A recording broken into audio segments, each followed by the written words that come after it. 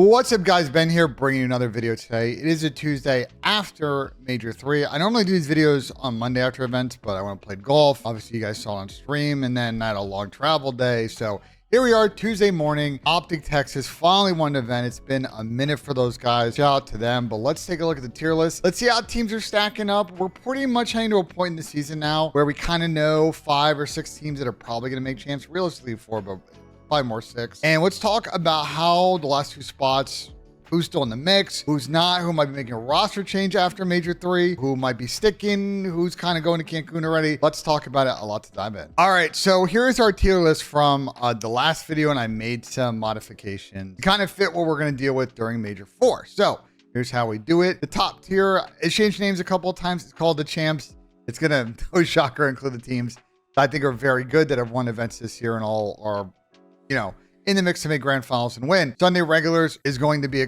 team or a couple of teams that I expect to make Sundays. Really no shocker, I think, who's going to be in this tier. Making progress. So this one's kind of fun. This is sort of that like box of teams that are 5th, 6th, 7th. I don't know. Teams I think are going to 100% make it to champs, but they're not as good as the top 4. We've seen that this work to do / going to Dallas. So this is all of the bubble teams that I think are going to make it to champs / I think have a good online stage, and Cancun Soon are really the bottom teams that either are going to make a roster change or season's basically over based on points.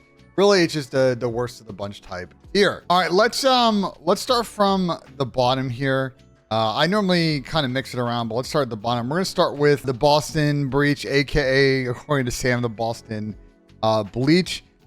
They pull up to the event and we're out in classic Boston fashion. By the way, they played LA Thieves. It went to game 5, and you're not going to be surprised. I'm sure none of you will be surprised that Boston went ahead and lost the game 5. So all of the issues we talked about in every video of Boston, these guys play up and down to people. They can't close game 5s. I don't know what to tell you. It is what it is. They're sitting on, I believe, 50 points right now. Here is the like the standings on the CDL website. They've actually updated this. You see, Boston's on 50. So according to Doug Lieb, who is kind of the go-to I find on these things, Doug gives it about 170. Is basically like should be 99%, 100%, like get you into champs. And the max points that Boston could get theoretically in this stage, right, is 10 points per CDL win. So they could get 70 and then win. So 170 would be the best they can get. So theoretically, if Boston Breach win this entire split without losing and then won the event, they have a chance. But realistically, I don't see that. They're probably getting max maybe 30, and at that point, they basically need to get first. So I think for all intents and purposes, Boston are basically like eliminated from champs. And so it's a good question now of what they're going to do. I personally think that they may make a 1-person change, and that is a rotating pentagram out for somebody else. So I'll keep my ear to the ground, and probably in my next video start talking a little bit more about some roster mania rumors, because today, tomorrow, kind of when that stuff starts to surface. We're going to leave them rock bottom of the table because, you know, nothing's changed there. Next, let's talk about the Vegas Legion.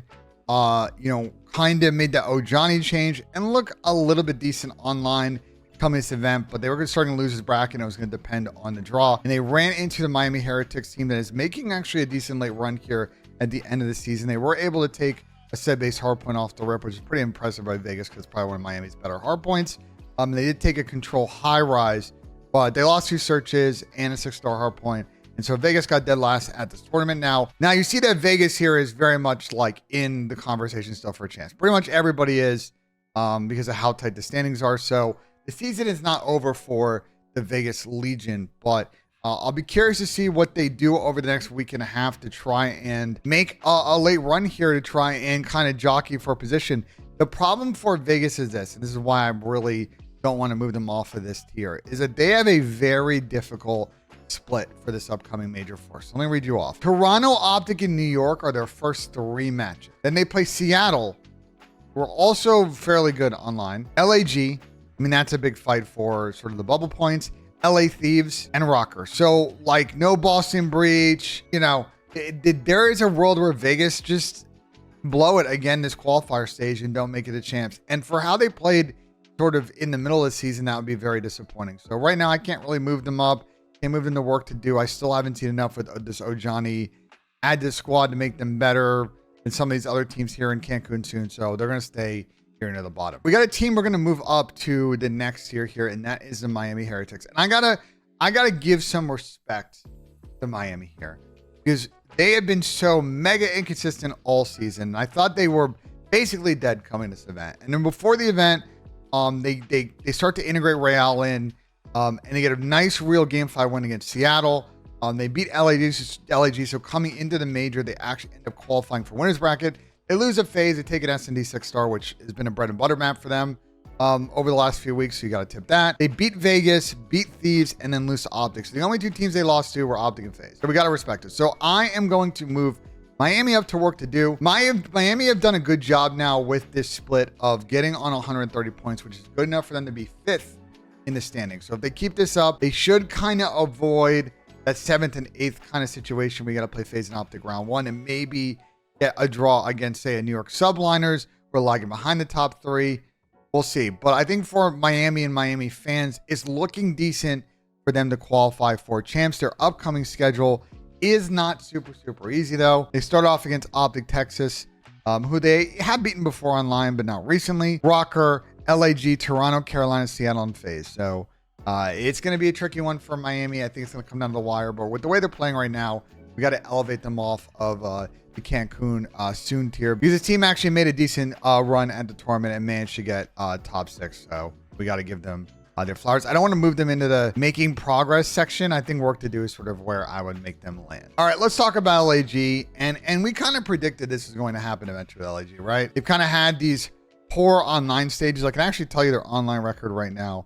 Online and qualifiers are 5-16 on the season, but eventually the LAN record was going to reflect their online record. And you saw it in the match versus Carolina. They were able to take a control high rise fairly cleanly, but all the other maps were not particularly close. LAG crashed out dead last in this tournament. I'd actually put them behind Vegas right now. Now, LAG are also kind of also on 110 with Vegas. So for LAG, they've got Carolina, Thieves, Miami, FAZE, Boston, Vegas, and Seattle. Question for LAG.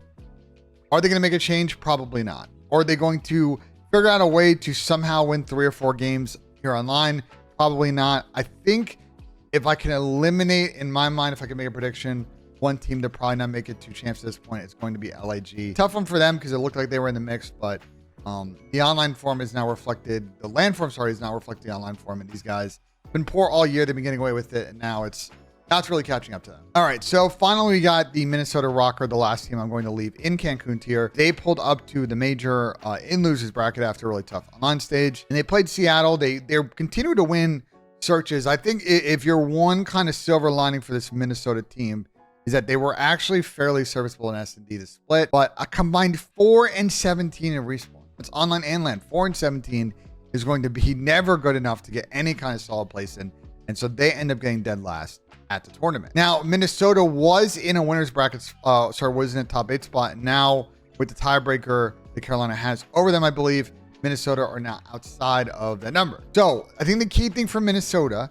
is this might be one of the teams that might be making a roster change this week. I'll keep my ear to the ground, but there's some rumblings coming out of the camp about exploration of changes. I think the probably most obvious one to me is probably exploring a version of this roster without accuracy. Let's see if Minnesota actually pull the trigger on that, but they are in a fight now to really qualify for champs.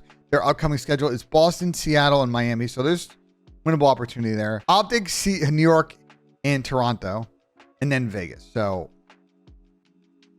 I mean, they got to figure out how to get 3 wins, get in a winner's bracket, make a loser's bracket one run, win probably 1 match. And that's probably enough because at that point, you think 150, you're probably on 165 is probably enough, but we'll see. But they're now in the fight of their lives to try and make it to champs. And it'd be really disappointing. This franchise now in back-to-back years just can't find a way to get top 8. All right, let's talk about the Carolina Royal Ravens. So they had a tough draw at this event, like everyone else, having to play a top 4 team in the first round, which is OPTIC. I thought they played okay against OPTIC, took a control, and then they faced off against LAG and losers bracket when they got dropped down, and we already talked about that match. And the Seattle match was interesting to me because I actually thought they got off to a good start in that with the 6-star win, but then they kind of faded hard and the slaying wasn't there. So personally for me, I think with Carolina, I feel like they're a team that's going to take advantage of sort of the lower teams that they're going to play and probably make it to chance if I had to predict right now. Because they're sitting in that 8th spot, but I personally think that like right now, maybe they're better than Thieves. And I think they're definitely better than Minnesota, Vegas, LAG, or Boston. So the question is, do I want to move anyone? Do I want to move them up to making progress? No, they got top 8 this event. They still have slaying issues. I want to see a little bit more online from them this split before we sort of jockey for position there. And they have some opportunity to split, but they also have some tough matches. LAG, definitely winnable. They got to win that. New York and FAZE is going to be really, really difficult, although they did beat New York online last split. LA Thieves, very doable. OPTIC, probably now Miami and Boston. So I think there's a way to get 3 wins there. And again, same with the sort of rocker situation. 3 wins, you get a 150. Win 1 losers bracket match. It's another 15 or 165. It's probably enough. So I'm going to leave them in this sort of tier with Miami right now. And I'm going to move 1 team down to this tier. And I think I got to move them behind these squads, which is the LA Thieves. Unfortunately, Thieves are kind of a weird case. I thought online they were looking like they're primed to have a very solid event, but I can't put them in front of Miami because Miami beat them at this event, right? So Thieves lost to New York in winners bracket, and the Thieves team look like they always find a way to take maps off of people, and that real hard point I thought was very well played out of Thieves. But then they kind of faded from there, and their poor control form I think really hurt them in that matchup. And the same a little bit almost against Boston because they did go ahead and, you know, lose a tough real hard point off the rip. But Boston's a pretty good real hardpoint team. They vow back on a real S&D, which I thought they looked excellent in. But the control issues made the series a little bit sketchy, in which Thieves were able to clutch up on the last 2 maps. And then the Miami series is weird because they actually won the control but lost every other map in that series. So that's really how they ended up getting sort of top 8 at this event. I just don't know with this Thieves team if they have it in them to really like close out series. Like I think they are sort of, to me, maybe overperforming a little bit. It might be kind of crazy to say, but I just don't like, I just feel like things are going to swing the other way again. And I think for Thieves, there's already rumors. I know CDL Scrimmintel has tweeted out about it in the last 24 hours. There might be a roster change here. I haven't heard anything yet because almost all those guys were flying West Coast yesterday. So I think stuff will start to filter out today and tomorrow if they're exploring a change. But Thieves, if we take a look at the standings here, are sitting in the 7th spot at 125. So they have a 5-point advantage over Carolina and Minnesota. But they want to get going and try to get it to 5th or 6th and get a little bit of a better seed. So Thieves have a very, I think compared to some of the other bubble teams, they have sort of the inverse. A couple of the bubble teams have harder starts and easier finishes this split. For Thieves, they have an easier start and a harder finish. LAG, Boston, Carolina, they got to find a way to win 2 or 3 of those. Then they got Toronto and FaZe, probably L's. Vegas is a must win, and then New York, which could be doable. Again, we don't really know what version of New York we'll get. We'll get there in a second. I think Thieves are going to make champs, but they can also definitely blow this. It's definitely doable, and it's going to need to start with keeping pace with people and getting 20, 30, 40 points during this online split and giving yourself an opportunity, because winning a winners bracket match, not on the cards for this team. Winning 1 match in losers and getting top 8 at Major 4 enough to make it to champs for yourself. And so you see, I only have 1 team in making progress here, and it's just going to be Seattle. I haven't seen enough to say, oh, these guys are like the clear 5th best team. I think give us another week or 2, and then maybe we can start to have that combo. But they had a very good major, and it's respectable because we were talking about it in our major sort of preview video that like, I like the Seattle team. I wasn't sure if they were going to show up on LAN and disappoint me. And that first series against Toronto, I thought was a bit iffy. The control I thought they played was solid. S&D at times. I think Toronto was really on it in S&D. But the hard points weren't particularly good against Toronto. But they closed out well against Rocker, I thought, in that series. The S&D was also very close, and we talked about how good Rocker is in S&D, and it was a high rise too. In the Carolina series, look, Carolina won first map, and then they won the next 3. Seattle took control of that series. Then just been after map 1, like you got to respect it. And then the New York one was interesting because they actually blew out New York on the first map, and we're like, oh, this might be an upset. And then New York kind of logged in. The Invasion S&D, New York, I think really took advantage of some poor offensive play from Seattle, and then the momentum was on New York's side from there. So Seattle ended up getting top 6, but I think that is a very good placing for them, and it put them in sort of this making progress spot. Now, Seattle right now are in 130, so they are 10 off of the teams in 8th and tie with Miami on points. And Seattle have, of all of these teams, I think on the bubble, the easiest schedule, which is why I feel pretty confident Seattle is going to make champs. This would be an all-time bottle with the schedule if they can't find a way to get like 4 or 5 wins. Toronto off the rip, probably an L. Minnesota Rocker, they already beat on land, so that should be a W. New York, Well, they beat them last split online, so that's 50-50. Boston, winnable. Vegas, winnable. Miami, depends on what version of Miami we get, but they got a chance in the LAG. So, like, maybe just with Vegas, Boston, LAG, that's 3. I think they can find a way to get at least one more.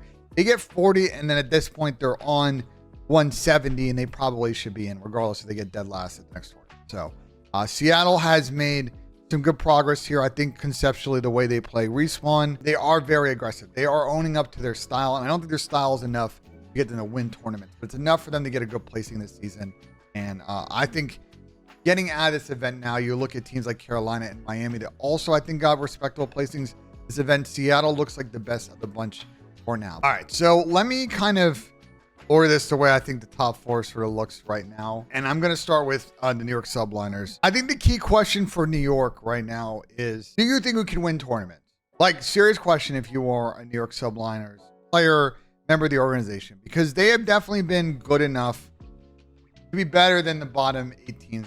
But they are now clearly 3 events in, not as good as OPTIC, FAZE, or Toronto. And I say that because during this split, they have lost to FAZE twice, they've lost to Toronto, and they've lost to OPTIC. So, like, they've clearly now demonstrated that they have not, the only one of those teams that they have beat recently was Toronto at the major. They beat FAZE online at major 2. So, Toronto major 2 win was like the last time they beat one of these top teams. And I think, the Respawn issues with New York, especially Hardpoint, where they finished 7-12 this split, or what's killing them right now compared to the top squads. Because S&D, we're starting to get to a point in this season now where I think amongst the top teams, everybody's kind of filtering into their sort of strong maps. So these series going 5 feel like we're going to start seeing that a lot more often than the 3-0s, 3-1s. But the reason I say that with New York about whether or not they think they can win an event, and then, at this event, right, they beat Thieves, lost to FaZe, beat Seattle, lost to OPTIC in a game 5.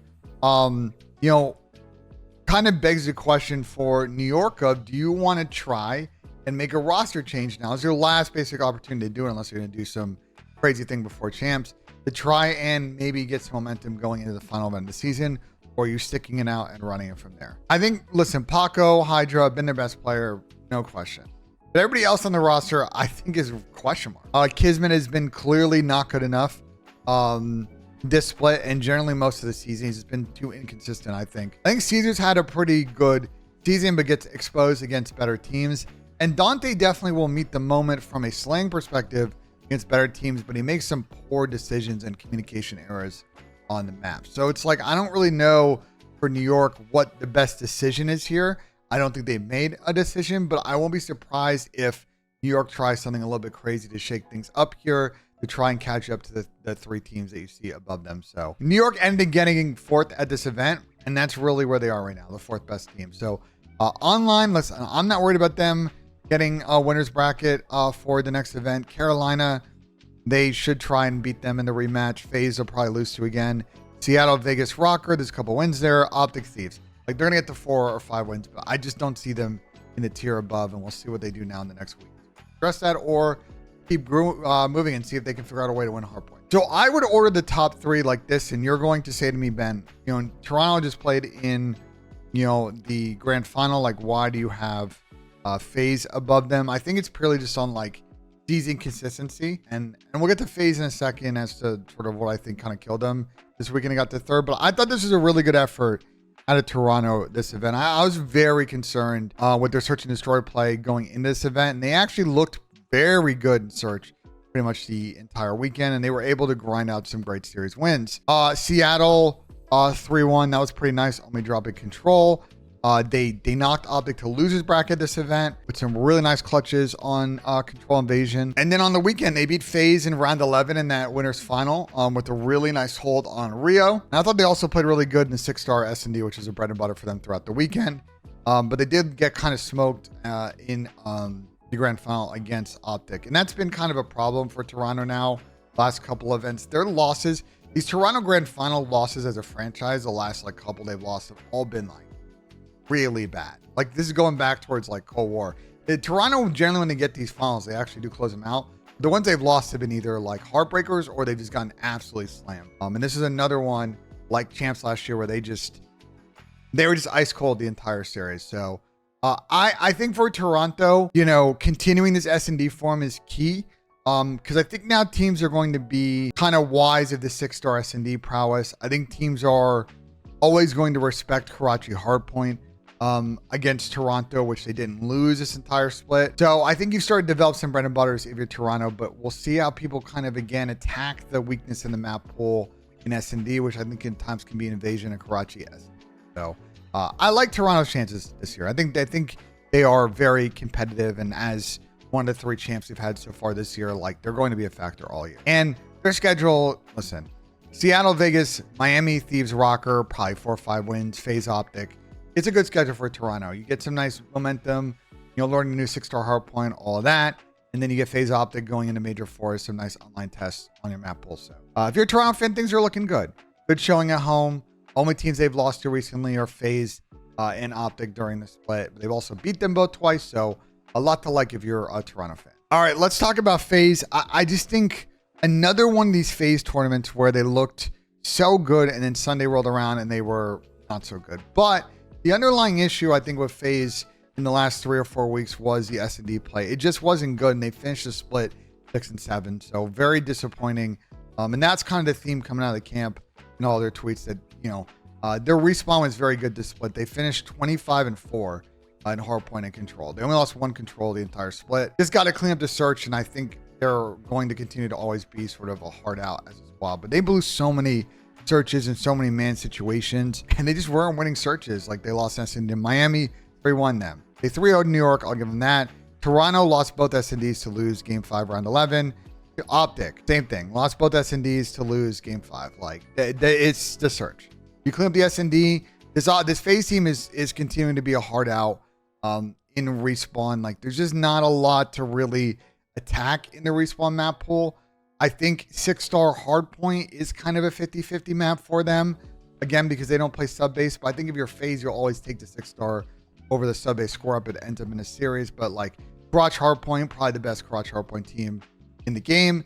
Rio, I mean, they've only now lost 1 Rio across both game modes. In Vista, they're probably the best Vista hardpoint team in the game. So there's a lot to like if you're a FaZe fan, but the 0-3 Invasion S&D, yeah, they got to clean up the S&D. But I feel like these 3 teams are all in really good spots with some things to work on going into Major 4 to try and get some momentum before champs. And their schedule is New York, okay, probably should beat them. Carolina, LAG, Boston Thieves, not losing those teams online. Toronto, I mean, Toronto's going to want to continue that nice win.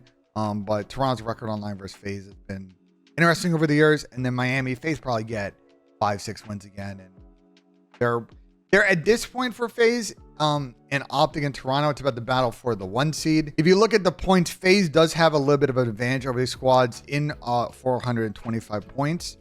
So that puts them 20 above OPTIC and 35 above Toronto. So realistically, I think for FaZe, like they're getting the 1st or 2nd seed as long as they get like 2nd, I think, at Major 4. And with these guys, they're getting no worse than 3rd probably. So at this point, it's champs prep. That's really, I think, what you're focused on with this squad. All right, let's talk about it. I know y'all probably been waiting the whole video. OPTIC Texas. I mean, listen, like it's been a weird run now of, what was their last win? Vanguard Major 1. So 1 year, 2 years, almost 2 years and a couple of months to the date when they had won that event. And they've gotten close so many a time, but finally they got a weekend where it all clicked. It felt like every decision they made was right. They started playing with a lot more pace. They were clutching up stuff. And I think in the theme of, what we've seen this year, it's about how you play on the weekend, because I thought OPTIC on Friday and Saturday, while they did win, a couple of series, they looked good against Carolina on Thursday, didn't look so good against Toronto and really blew that series. And I think that the fan base is like, this is, here we go again. Probably gonna get 3rd or whatever. But they generated some momentum in that losers bracket run. Beat Miami, beat New York game 5, beat FaZe game 5, and then blew out Toronto. Like, it's just, they caught fire and used that time effectively to collect and work on the things they need to work on. I think for OPTIC, the control looked much better on Sunday than it's looked all split. So that's really, really nice. If you're an OPTIC fan, the S&D was very good. Invasion S&D was killer for them all weekend. So we'll see what teams do, because Karachi has been banned against them a bunch of times now. The teams try and go and now ban Invasion against them. We'll see. 6-star hardpoint, killer on that. Sub base, undefeated. I don't know how Toronto let sub base through instead of playing them on Vista, but whatever. There's not much to really hate on here for OPTIC or highlight a lot of things that they need to work on. So I think it was a great win for OPTIC Texas. I thought Shotzi was a superstar. I thought AG, who's been doing his thing online, was great. Ken really contributed, especially after that poor showing in the beginning of the weekend. And Brandon's had an insane clutch, especially against FAZE. It's proven to be really their SCD clutch man this season. So I think a deserved win for OPTIC. There's one coming this season. And I think now, most importantly for the OPTIC team, is not falling victim to, I don't want to call it the OPTIC curse, but it's just complacency, right? You win the third major. It's about now continuing that momentum. You've basically 2 months left in the season, like taking your foot off the gas and then going to champs and having a stinker. That's all you're going to remember from it. We won a major, then we were, terrible at champs. They got to keep this momentum going, work on the things they need to keep working on, keep chipping away. And I think they have a very good shot now with the way they're playing of being really competitive with FAZE in Toronto all season and finally having a chance. We haven't had this OPTIC team make a grand final at champs in a while, maybe getting that done here this season. And their schedule online, just to wrap things up: Miami W, Vegas W, Rocker W, Carolina W. So that's 4 right there. New York probably should be 5, Boston 6, and then Toronto. I assume they'll lose. They'll either go 7-0 or 6-1 is basically what I'm saying. So OPTIC's in a good spot. It's just about the battle now, really, with FAZE in Toronto for that first overall season, the end of the season. And I think, interestingly, by the way, and I'll probably do a video on this later this week, between OPTIC, FAZE, and Toronto, the MVP race this year now is very competitive between, I think, Shotzi, Simp, and Scrap is basically like the combo now. And I'm not really sure what people are going to vote on that. But anyway, here's a tier list post this event. I feel pretty good about it. You got 3 teams at the top, then New York. Well, 3 teams gap. New York gap, Seattle gap. Then it's fairly competitive with the bottom 7. I think Boston and LAG are pretty kind of tethered to the bottom. Carolina, Miami, and Thieves should be better than the rest of those guys, but everybody's kind of inconsistent in that sort of box. But I feel very confident after this event that the standings we're in right now. And now it's going to come down to who amongst all of these teams outside the top 4 are going to lock in their champ spot during this. So now let me know what you guys thought of the video. Like if you enjoyed, subscribe for more. And as always, guys, we'll see you on the next one.